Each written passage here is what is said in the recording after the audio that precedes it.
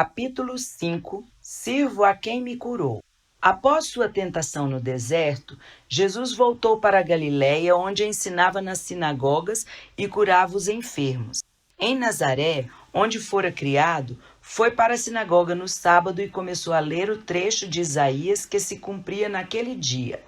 O Espírito do Senhor está sobre mim, pelo que me ungiu para evangelizar aos pobres, enviou-me para proclamar libertação aos cativos e restauração da vista aos cegos, para pôr em liberdade os oprimidos e apregoar o ano aceitável do Senhor.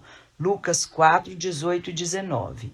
Logo em seguida, o povo o expulsou da cidade, tentando matá-lo. Depois disso, foi a Cafarnaum, onde, também num sábado, na sinagoga, libertou um homem de um demônio. Sua fama corria por toda a circunvizinhança. Foi então para a casa de Simão Pedro, em Betsaida, a leste de Cafarnaum. Não temos o nome da primeira mulher que, conforme relato de Mateus, Jesus curou. Era apenas a sogra de Pedro. Essa mulher, que provavelmente morava com o genro e a filha, estava com febre alta. Aproximando-se o mestre, tomou-a pela mão e a febre a deixou. Imediatamente ela se levantou e passou a servi-los. Sua residência veio a ser uma espécie de quartel-general para o Senhor e seus discípulos. Vemo-lo retornando várias vezes ao litoral na Galiléia. Certamente seu lar era acolhedor. Receber 12, 13 homens com frequência não seria viável numa casa em que os proprietários não fossem hospitaleiros.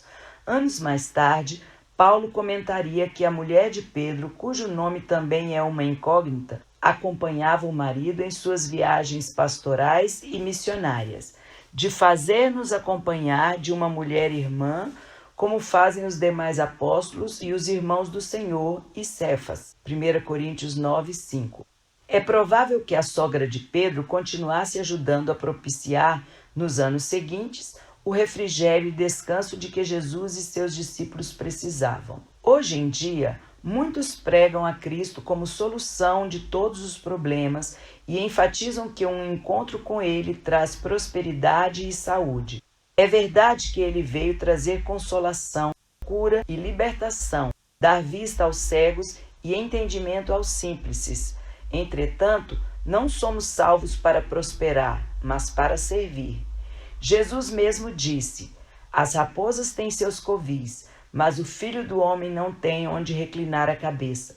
Mateus 8, 20, Lucas 9, 58. O Senhor prometeu aflições e não abastança, mas também assegurou que, quando tomássemos sobre nós o seu jugo e aprendêssemos dele, acharíamos descanso para nossa alma. Porque o meu jugo é suave e o meu fardo é leve. Mateus 11, 30. O jugo, ou canga, é uma peça de madeira que prende os bois pelo pescoço e os liga a um carro ou arado. O objetivo do seu uso é unir forças para deslocar um determinado peso. Ao tomarmos o jugo de Cristo, entretanto, descobrimos que o fardo é leve, dá alívio e descanso ao coração. Certamente a sogra de Pedro descobriu de pronto que fora curada e salva para prestar serviço. Desconfio que ela era uma dessas mulheres acostumadas a dar o melhor de sua casa para os visitantes. Seu intento era sempre servir e não ser servida. Era uma pessoa com a perspectiva certa, tinha valor. O Filho de Deus se compadeceu dela e a curou. Jesus fez muitas outras curas, mas neste capítulo quero destacar apenas mais duas. Jairo, um chefe da sinagoga, aproximando-se do mestre, prostrou-se aos seus pés, dizendo: minha filhinha está à morte, vem, impõe as mãos sobre ela para que seja salva e viverá. Marcos 5, 23. Sua única filha, de uns 12 anos, não ia durar muito. Indo Jesus com Jairo em direção a Cafarnaum, as multidões sedentas de um sinal o apertavam. Entrou em cena então uma outra mulher que havia 12 anos sofria de uma hemorragia. Lucas menciona que ela gastara em vão todos os seus bens com médicos procurando uma solução para seu problema. Não falou com o Senhor, não o interrompeu, apenas tocou sua roupa e logo estancou-se a hemorragia. Quem me tocou? Perguntou Jesus. Pedro, sempre com uma resposta pronta, disse: Mestre, como você pergunta isso estando toda essa multidão a nos apertar? Alguém me tocou, pois senti que de mim saiu poder. Ela não teve como se esconder, não havia como permanecer anônima. Trêmula, aproximou-se dele e declarou à vista de todo o povo a causa por que ele havia tocado e como fora imediatamente curada. Filha, a tua fé te salvou. Vai-te em paz e fica livre do teu mal. Marcos 5,34. Enquanto o Senhor lhe falava, chegaram alguns da casa de Jairo, dizendo que não adiantava mais importunar o mestre, pois sua filha morrera. Que balde de água fria na esperança do pobre pai! Mas Jesus disse: Não temas, crê somente. Marcos 5,36. Chegando à casa, viram todo o alvoroço que acompanha a morte. Estavam lá as carpideiras, os curiosos e os amigos. Mandando sair todos os outros, Jesus tomou o pai e a mãe da menina, bem como os discípulos que o acompanhavam, e aproximando-se daquele corpinho novo, que deveria estar desabrochando para a vida, tomou a garota pela mão, dizendo: Menina, levanta-te. Marcos 5,41. Ela imediatamente se levantou e passou a andar. Então o Senhor mandou que lhe dessem comida e que não espalhassem a notícia.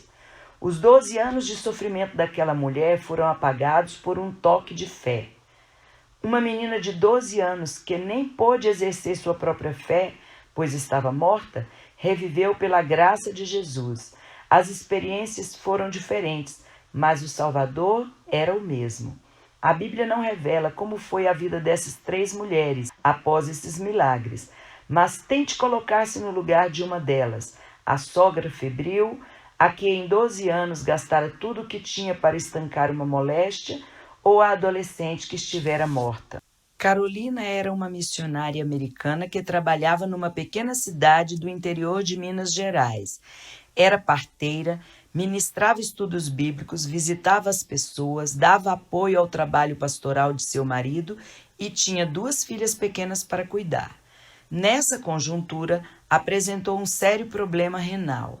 As chapas radiográficas indicavam que teria de remover o rim direito, totalmente doente e inoperante. Fez outros exames num centro médico de uma cidade maior, mas obteve o mesmo diagnóstico. Foi então levada a Campinas, São Paulo, para ser operada por um cirurgião de renome.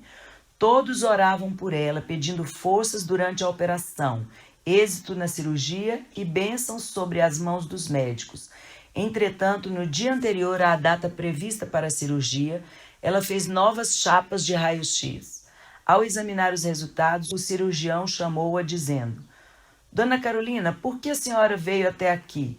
Seus rins estão ótimos. Não há nenhum sinal de lesão ou doença. Pode voltar para casa, porque não vou operá-la. Ela mostrou-lhe então os outros exames e radiografias. Disse ele, a senhora deve ter muito o que fazer, porque só JC poderia proporcionar uma diferença tão grande. Isso ocorreu nos anos 50. Dona Carolina nunca mais teve qualquer disfunção renal. Graciele era pediatra e professora da Faculdade de Medicina. Jovem ainda, estava construindo um nome para si dentro da profissão. Seu marido, também jovem, já era um dos mais conceituados médicos na sua especialidade no Brasil.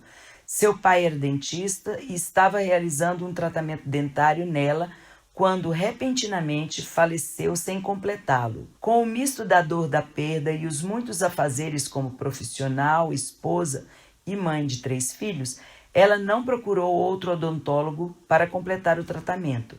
Em decorrência disso, sofreu uma atrofia temporomandibular que começou a provocar terríveis dores de cabeça.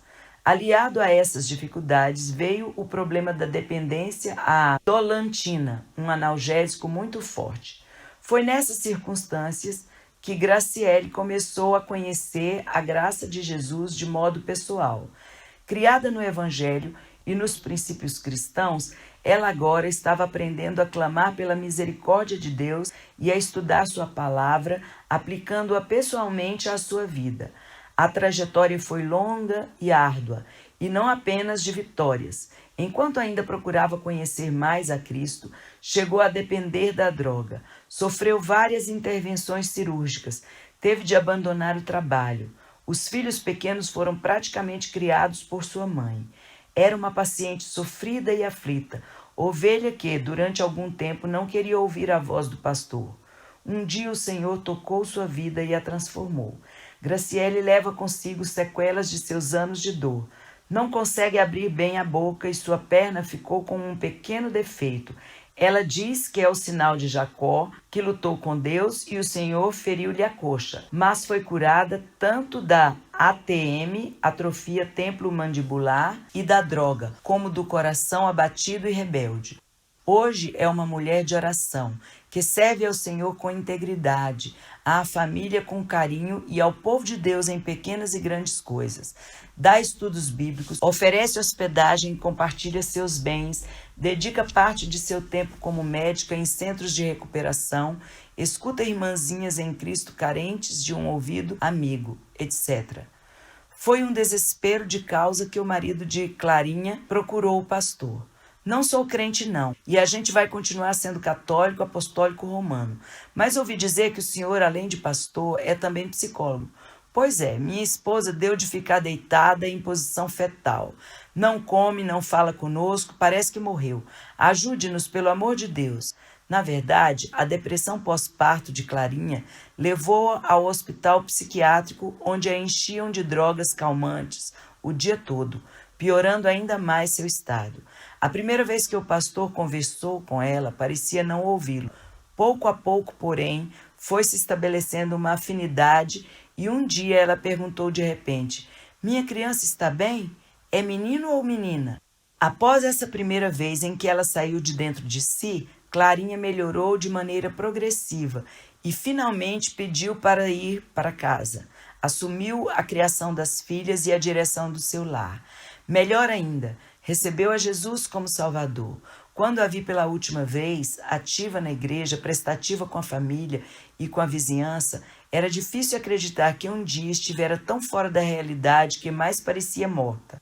As curas que Jesus realizava não tornavam aqueles que as recebiam superiores aos que não haviam sido curados. Do ponto de vista humano, o milagre era para pessoas aflitas, exaustas ou carentes que o procurassem. Na ótica do Senhor, era a confirmação do evangelho do reino que ele pregava. Em Mateus 9, 36 a 38, há uma descrição da motivação do mestre. Vendo ele as multidões, compadeceu-se delas, porque estavam aflitas e exaustas, como ovelhas que não têm pastor. E então se dirigiu a seus discípulos: "A seara, na verdade, é grande, mas os trabalhadores são poucos. Rogai, pois, ao Senhor da seara que mande trabalhadores para a sua seara."